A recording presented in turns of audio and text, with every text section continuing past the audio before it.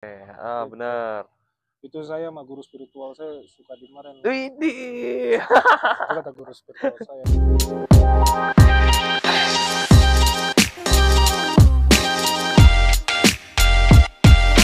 Halo teman-teman semuanya, Aneka Pohon Besar. Hari ini kita podcast, teman-teman. Kita kedatangan tamu dari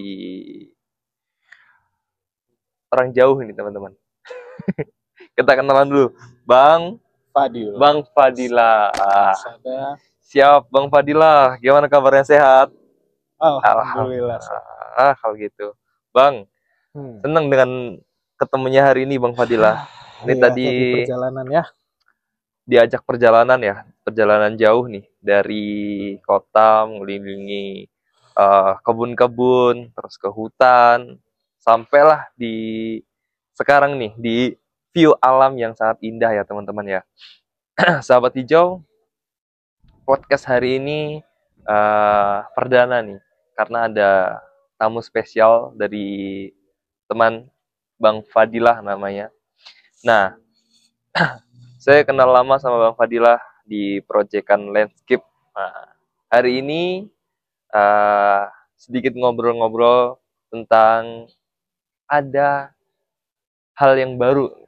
Bang Fadilah ada hal baru di Om Swastiastu.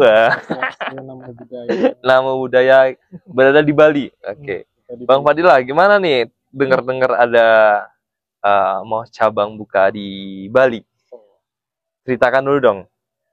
Oke, tadi di perjalanan kita masih rahasia-rahasia buka. Akhirnya kita buka-bukaan. Iya. Jadi tadi, ini kita lagi di Bali. Kita lagi di Bali nih. Jadi udah di belakang ada gunung batu. Udah ada gunung batu, kita udah pakai kacamata ya kan. Kita udah berjemur ini, walaupun udah hitam kita ya. Jadi kita di Bali ini mau launching sebenarnya ada. Siap. Jadi kita punya di Jakarta ada Bakung Landscape, kita sebagai orang yang berusaha di bidang landscape, tanaman hijau-hijau membuat hijau. Kita sekarang mau ke Bali. Siap. Di Bali ini, kalau di Jakarta Bakung Landscape, di Bali ini kita memakai nama Balance. Wih, Balance. Ini penyeimbang alam nih. Jadi kalau kata apa Avatar tuh. Betul. Balance itu ya dari katanya kan menyeimbangkan. Jadi balance ini sebenarnya dari teman saya, sahabat saya sih. Oke. Kami kuliah di Bandung sama-sama.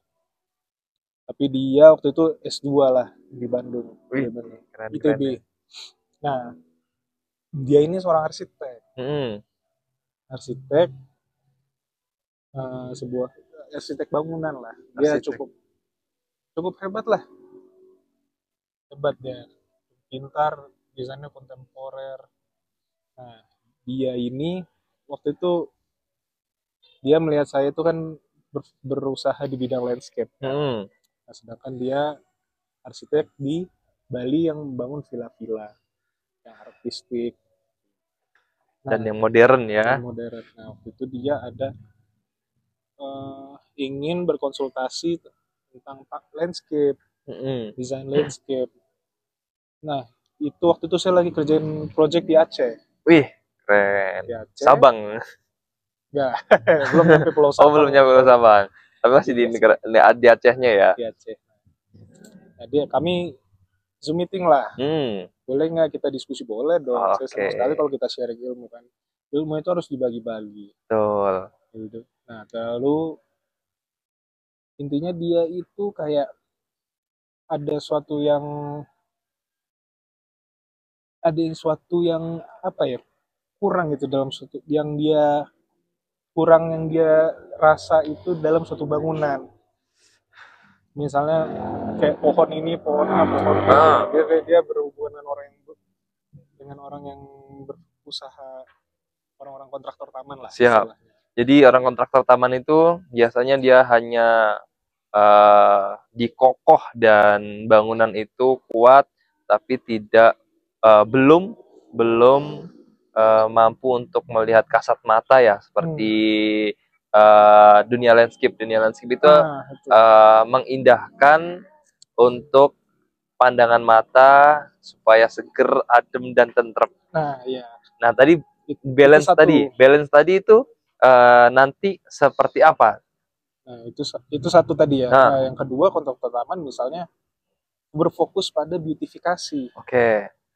Jadi nih apa ya, orang yang mendesain itu fokus pada beautifikasi tapi fungsionalitasnya itu nihil. Oke, Gitu. benar. Itu saya sama guru spiritual saya suka dimarahin. Widih. Itu kata guru spiritual saya, lo jangan terlalu fokus pada beautifikasi, tapi fokus pada fungsionalitas gitu loh. Cocok itu. Setuju saya. Sependapat sama tadi sang guru ya. Itu lebih mengutamakan fungsionalitas daripada. Tapi bukan berarti kita melupakan beautifikasi. Betul. Jadi jalan berhubungan, saling jalan lah. Tetap harus bersamaan dan balance ya. Kembali lagi nih ketemu ke balance tadi. Jadi dia balance itu jadi sebenarnya nama balance ini juga dia yang buat ya, sahabat saya ini yang buat. Nah, apa itu artinya Bang, balance itu? Balance itu balancing architecture and nature. Wih, cakep. Karena ini harus berjalan bersamaan.